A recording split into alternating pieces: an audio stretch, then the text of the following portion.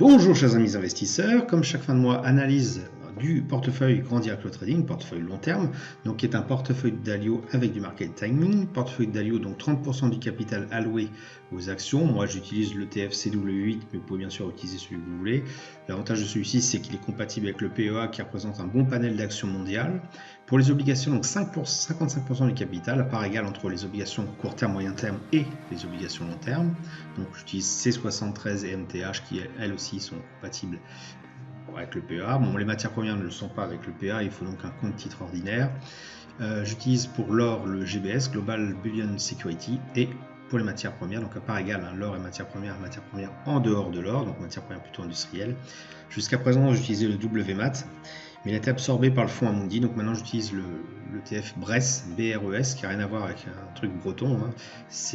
Même si ça reste sur la zone euro, c'est un ETF intéressant, parce qu'il ressemble étrangement au niveau du graphique dans son évolution au WMAT, mais bon, il est quand même plus orienté sur la zone euro, ce qui peut être bien sûr une certaine limitation sur la zone géographique, mais bon, au moins il a l'avantage d'être compatible avec Boursorama, donc le broker que j'utilise pour le portefeuille long terme Grand Direct Trading. Allez, on commence tout de suite avec les actions.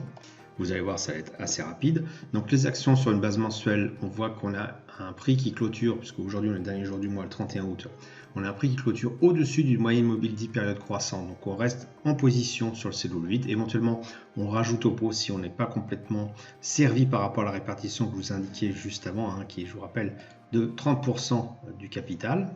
Donc voilà. Sur la partie, donc voilà, c'est tout ce qu'il y a à dire, pas grand chose de plus. Sur la partie obligataire, donc l'obligation, on voit que le MTH, donc pour tout ce qui est long terme, eh bien on clôture en dessous d'une moyenne mobile 10 périodes mensuelles décroissantes, donc on reste bien sûr en dehors du MTH. Pour la partie obligation un peu plus court terme, moyen terme, eh bien là on commence à avoir une inversion, c'est-à-dire qu'en fait on a une clôture qui se trouve au-dessus du moyenne mobile 10 périodes qui vient tout juste de se retourner. Donc là, on ne se prend pas la tête, on applique la stratégie à la lettre. Clôture au-dessus du moyen mobile 10 périodes croissantes. On passe à l'achat donc sur la partie obligation court terme, qui donc, je le rappelle à nouveau, et donc représente donc la moitié et 55% du capital. Donc on commence à remplir le C73 selon cette stratégie, si bien sûr vous avez envie de prendre le C73 pour ces obligations, vous pouvez choisir un autre ETF. Mais voilà, un signe de retournement qu'on attendait depuis un petit moment. Alors on peut se dire, oui, il y a toujours quand même des menaces sur la zone euro, sur pas mal de choses au niveau obligataire. Bon, moi je regarde juste le graphique, ça clôture au-dessus du moyen mobile 10 périodes croissantes. Je passe à l'achat sur les obligations court terme, moyen terme, tout simplement. Bon, après, peut-être que le mois prochain, ça va redescendre, mais là, on ne réfléchit pas. On applique bêtement la stratégie. Et donc, on passe enfin à l'achat après une belle dégringolade qui a duré quand même presque 2 ans, 2 ans et demi, un peu plus de 2 ans.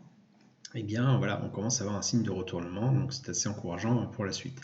Pour la partie donc matière première or, donc Gold Bullion Sec Security, on est toujours au-dessus du moyen mobile 10 périodes mensuelles croissant, donc on reste à l'achat sur l'or, même si effectivement il y a une belle correction. Quoi qu'il en soit, la tendance long terme est toujours haussière, et si bien sûr vous n'êtes pas encore servi sur la répartition, que je rappelle les 7,5% de votre portefeuille alloué au GBS, et bien là c'est le moment ou jamais de compléter ce mois-ci pour atteindre ce taux-là. Et enfin, les matières premières en dehors de l'or, donc le BRES, BRETS, on clôture en dessous du moyen mobile 10 périodes décroissant, donc on reste à l'écart pour l'instant de ce type d'ETF, de ce type de titre.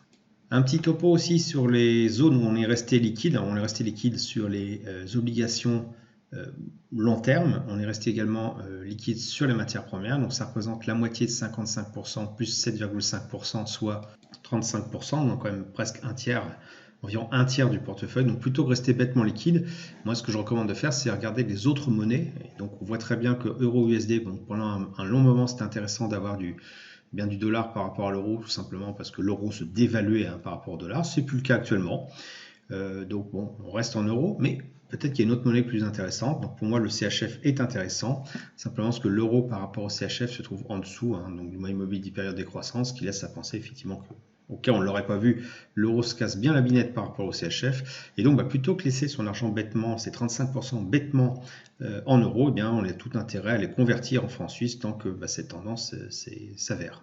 Voilà, j'espère que vous avez apprécié cette vidéo assez courte qui finalement traduit bien l'efficacité de la méthode de grandir avec le trading, la méthode de la stratégie du koala. Si vous avez apprécié cette vidéo, merci de laisser un pouce pour m'encourager à continuer. Abonnez-vous à la chaîne YouTube pour ne rater aucune nouvelle publication. Je vous dis merci et à bientôt sur le blog.